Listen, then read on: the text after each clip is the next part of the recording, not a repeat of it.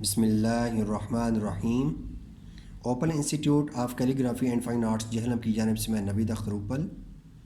Dear students, تمام دیکھنے والوں کو میری طرف سے السلام علیکم۔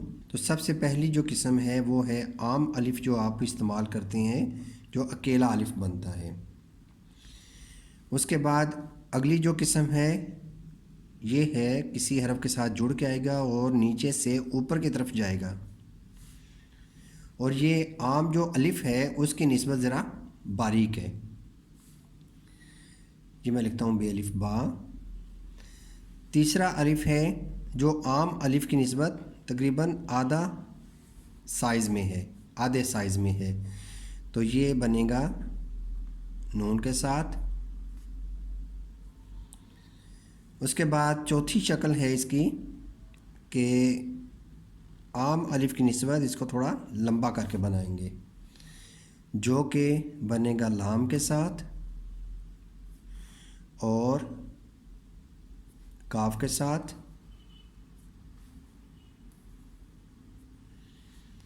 اب پانچویں جو شکل ہے وہ کاف کے اوپر جو کش ہے یہاں پر بھی یہ الف استعمال ہو رہا ہے، ٹھیک ہے۔ تو یہ الف کی پانچویں شکل ہے، اور اس کے اوپر چھٹی جو قسم ہے وہ ہے الف کی کہ جو کش کے طور پہ استعمال ہو رہی ہے، لیکن جو پہلی کش لگائی ہے وہ ذرا موٹی بھی ہے اور لمبی بھی ہے، اور اس کے اوپر جو کش بنائی ہے وہ ذرا باریک بھی ہے اور چھوٹی بھی ہے، ٹھیک ہے۔ تو یہ الف کی چھٹی قسم ہے۔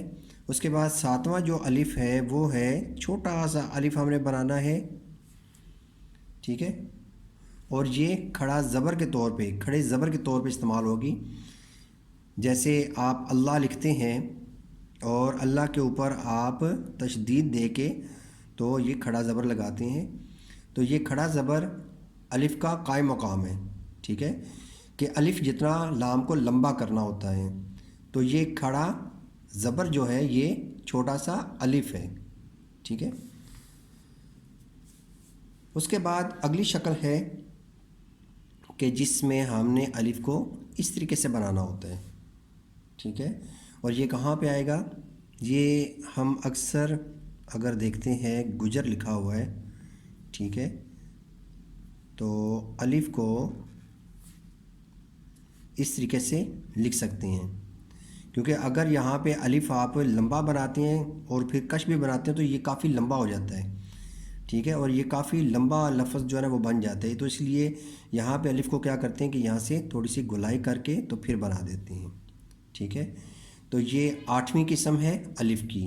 الف کی نویں قسم ہے جو کہ میم کے ساتھ آتی ہے، ٹھیک ہے، اور اینڈ پہ باریک بھی ہوگا، عام الف کی نسبت لمبا بھی ہوگا اور باریک بھی ہوگا۔